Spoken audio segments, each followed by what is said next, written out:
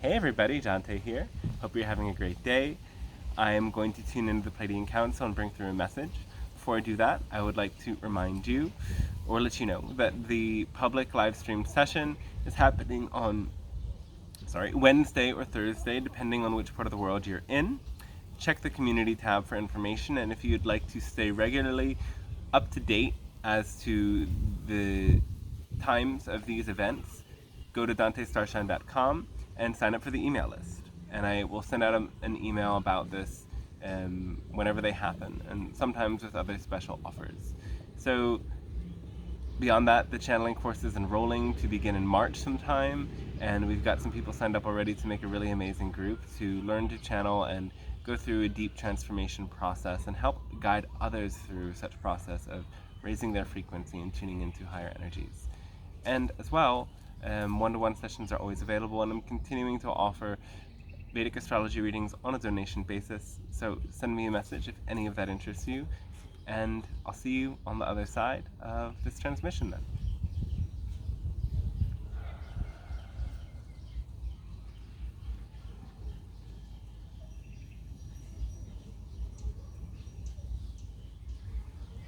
Hello, we are the Pleiadian Council. It is a great gift, an honor, a pleasure to establish contact with you in this way, so we thank you for allowing us to meet you today, as it supports you and ourselves in growing and raising our frequencies by coming to learn and discover more of all that is, and to support you in your own way of raising your frequency and tuning to higher energies, as well as your whole planet in tuning to these higher frequency energies, allowing great transformation.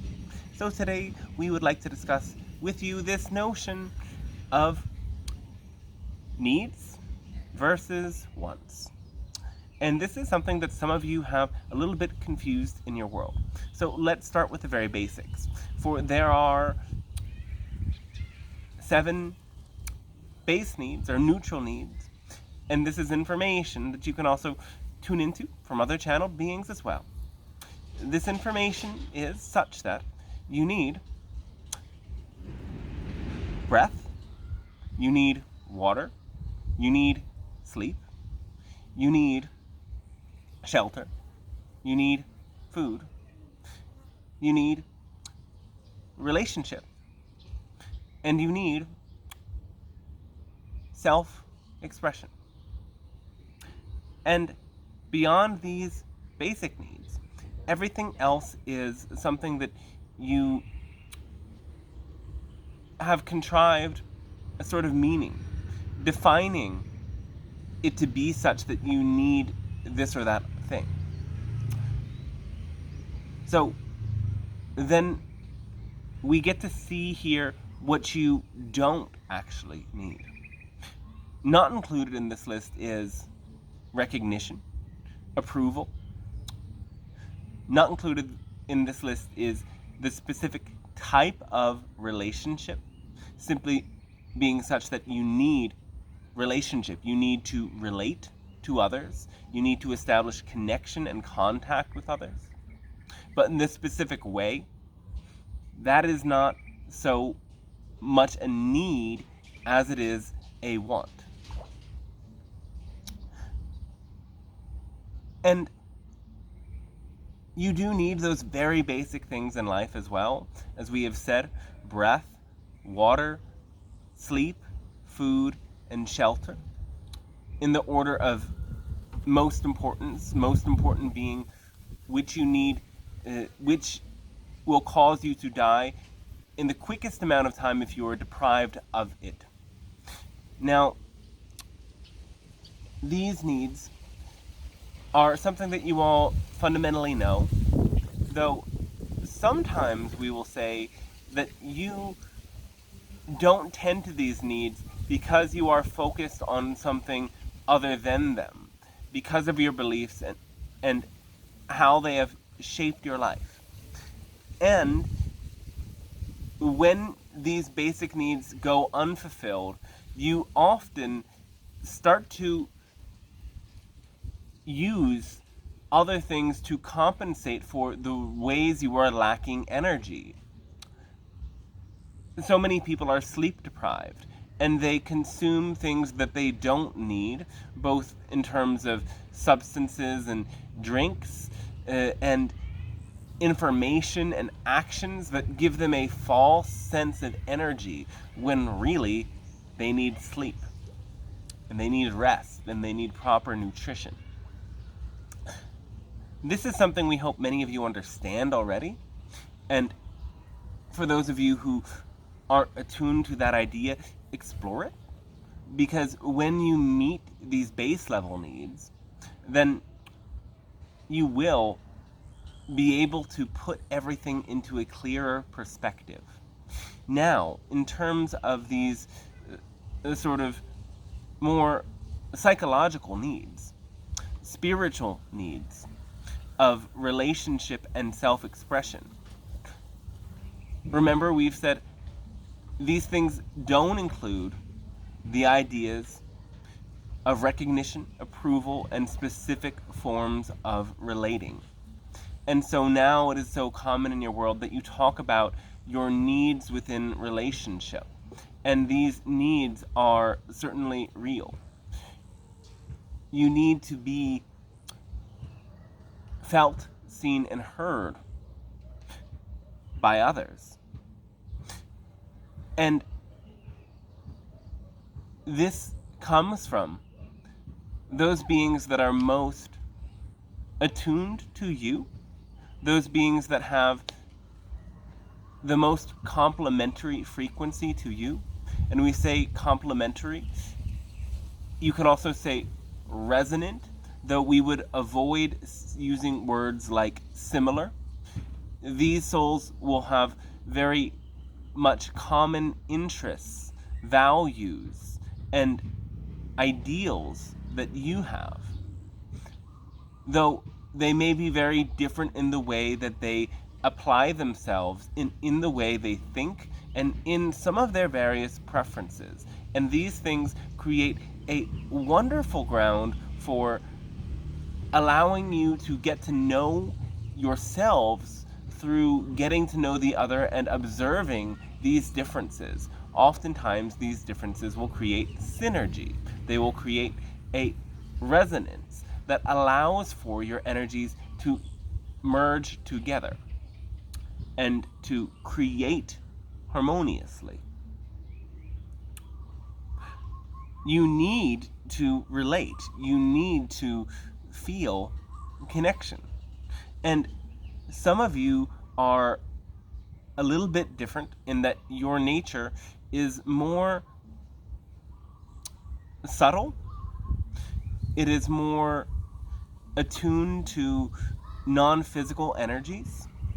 And by being this sort of a more esoteric kind of being, you will find that this need for relationship can be fulfilled by your relationship with your spirit guides. Spirit guides are also a sort of relationship. We have a relationship to the channel, and by establishing a sort of connection that works well for both of us, both the channel and ourselves expand through this connection. Your relationship with spirit guides doesn't have to entail channeling. It can come through in your meditations, your rituals, your ceremonies, your various other forms of permission slip that allow you to get in touch with the non-physical realm and all of the beings that exist there. That said, you will still need to have some sort of relationship taking place with other humans. Other beings will find that animals help them to meet much of their need for relationship. And through their pets and other animal companions, they satisfy much of this energy. Now, there's also this great need for self-expression. This is the way that you get to know yourself, for you can spend a lot of time thinking, reflecting, and observing. But until you actually express this energy in some tangible way, you don't get to actually experience the mirror reflection back onto you in a more profound way. This self-expression is also a way that you release emotional charges of energy that otherwise get pent up in your body and can become the sources of dis-ease if you are not properly maintaining that energetic balance. So self-expression then manifests as speaking about your process, writing about it, singing about it, turning it into some form of art and creativity. And this is very important for your growth, for your development. Now, there are many things that are not your needs, and we've spoken a little bit about some of them, being recognition and approval. Because you will get those energies when you tune into those beings that are really in right relation with you. These things are not something that you are meant to be seeking for and grasping for. This is why they are wants.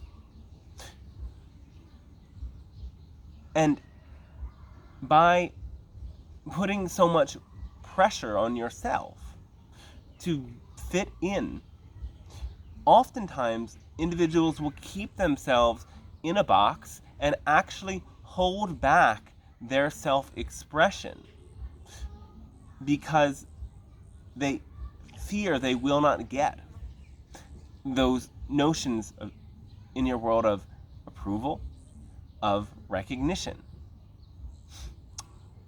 And seeking these things is one of the most common ways that you as individuals find yourselves in toxic relationship patterns. It's because you're so hooked into this other person as a means of feeling approved, of feeling celebrated, that you don't allow yourself to break free and to relate with other sorts of beings. This is also a source for so much of the inauthentic expression and the hustle, as you put it, in your world. Many people attempt to prove something to others, proving that they are this great and have everything going on for them, that they are exceedingly abundant, and so on and so forth.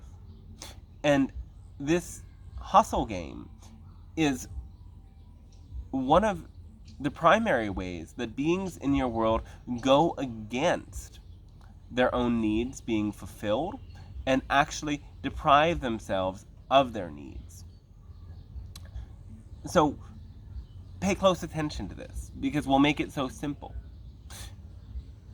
You deprive yourself of the fulfillment of your need for self-expression when you think something other than relating and self-expression is what you need. When you think the outcome of the relationship has to be a certain way. When you think the sort of relationship has to be a certain type of perfect friendship or romance or business agreement, then you deprive yourself of the need to express yourself in authentic ways. And so be very clear about what your attachments to outcome are within relationship. Now, attachments to outcome are different than attachments to individuals. And this is perhaps a deeper subject we can touch upon, though we'll introduce it now, because many of you hear this idea of having no attachments, and you get confused a bit. A mother and a child have to be attached to each other in order for the child to develop in a healthy way. And some of that need for deep connection stays with individuals. And in your closest relationship, there is a level of attachment-like energy that forms bonding people, that is described as attachment by many in your psychological world. And this is healthy. It is not the same as having attachments to outcomes and holding on very tightly to what happens within certain situations in your life. This sort of attachment is the one that makes you contract, whereas attaching in healthy ways to others actually helps your energy field to ground, to become more stable, and emit a more resonant, source-connected frequency. So you need to learn to differentiate between these two sorts of experiences and phenomena as you go about living your life and living from your heart. And remember that when you essentially follow that formula of acting on your highest passion to the best of your ability without insisting on an outcome, your heart will guide you to move towards your needs, because your heart is inherently guided to what is good and beneficial for you. And so by applying the formula, you'll find that your life fulfills your needs simply through that intuitive ability to listen to your heart and that focused ability to act accordingly as you listen. All right? We do hope that this information is something that you can use, is something that is helpful for you, is something that you can apply in your lives and take deep within your soul as a means of transforming yourself and transforming your world, and knowing what is truly important for you and necessary for your growth and what is not. And we would say that yes, anything that we have not mentioned in this video as a need is not needed. You may need to do certain actions in order to manifest some of these needs accordingly in your world. But the way that you manifest these needs is an optional choice. And anything else might only be truly necessary by means of fulfilling your basic needs, which we have already mentioned and discussed. And everything else is truly just a desire. And here, this difference between desire and need is, well, sometimes you can desire things that will not necessarily bring about a positive thing within yourself. It will not bring about a positive result in the world, because you are interconnected with the world around you. Anything you do that harms you or harms the world will always harm the other. So know the difference and pay attention. When you feel desire, where does it come from? The desires that truly bring positive growth and represent the fulfillment of needs will create a sense of growth and expansion in the heart area. And if the desire doesn't do that, perhaps it is coming from a thought form, a belief, yes, pattern that is running and playing out in another part of your body, in another chakra, that needs to be cleared. And you can clear out desires, yes, by fulfilling them, but also by imagining playing them out and going very deep into your imagination to get to the outcome of this desire and see how that makes you feel. Most of these negative desires, when you play them out in your mind, will not actually lead you feeling fulfilled. And by giving yourself the space to play with these desires in your imagination and allow them to simply play out and finish, then you'll get to understand perhaps where is this desire coming from at a deeper level? What experience and what belief has led this desire to form? And what is a higher expression of this desire? You'll find the higher expression of the desire by coming to understand what the need that desire is representing and filling the space of. All right. We thank you very much, and we wish you a fantastic rest of your day then. All right, cool. Hope you enjoyed that one, and we'll see you in some other videos. Bye for now, and reminder, DanteStarshine.com for all of that info and more.